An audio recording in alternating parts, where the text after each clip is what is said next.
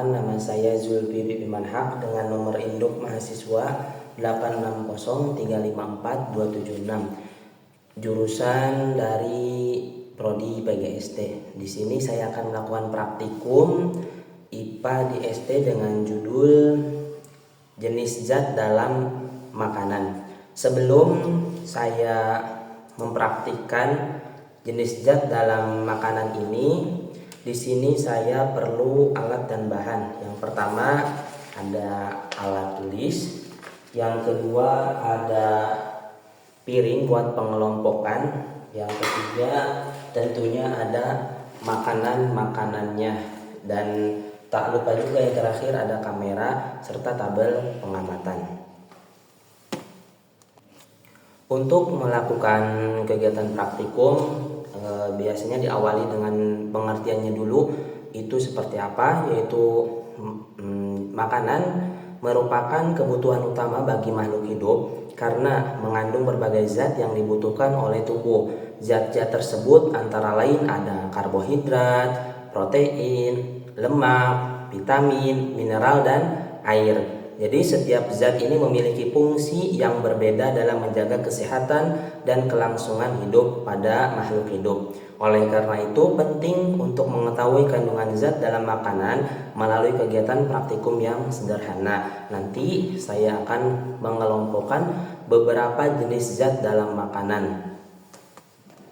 Langsung saja di sini saya akan mempraktikkan untuk membagi makanan-makanan ini ke dalam zat-zat yang sudah saya sediakan, dari mulai karbohidrat, protein, lemak, vitamin, air, dan mineral. Untuk yang pertama yaitu ada nasi. Nasi ini termasuk ke dalam karbohidrat. Terus ada juga itu tahu. Tahu ini masuknya ke protein.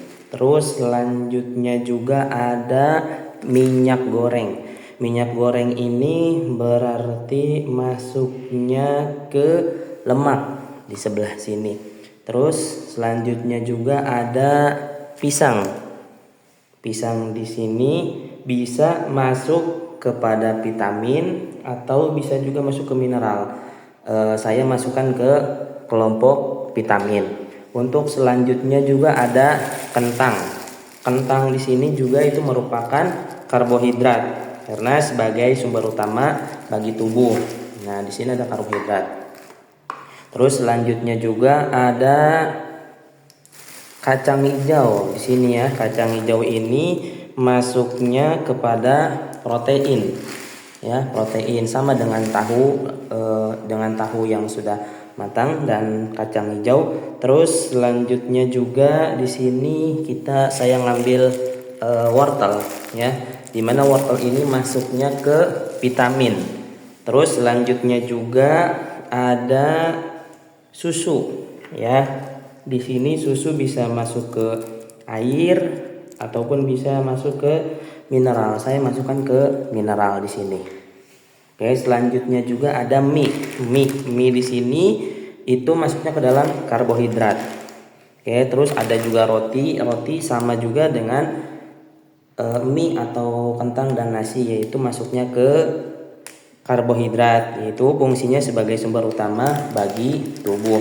Selanjutnya saya ngambil santan. Oke, santan di sini itu bisa masuk ke lemak. Oke, setelah lemak di sini juga saya menemukan telur ya. Telur di sini berarti masuknya ke protein ya, protein sama dengan tahu dan kacang hijau. Selanjutnya juga ada tempe. Tempe juga sama, yaitu masuknya ke protein karena protein ini fungsinya itu untuk membantu pertumbuhan dan perbaikan sel-sel tubuh makhluk hidup. Selanjutnya ada garam. Garam di sini atau yodium ini masuknya ke kelompok mineral. Tak lupa juga di sini ada air. Air itu masuknya ke air gitu. Fungsinya untuk apa sih? Fungsinya itu untuk menjaga cairan tubuh. Selanjutnya masih ada di sini sekitar 4 macam lagi. Nah, di sini jeruk itu masuknya ke vitamin.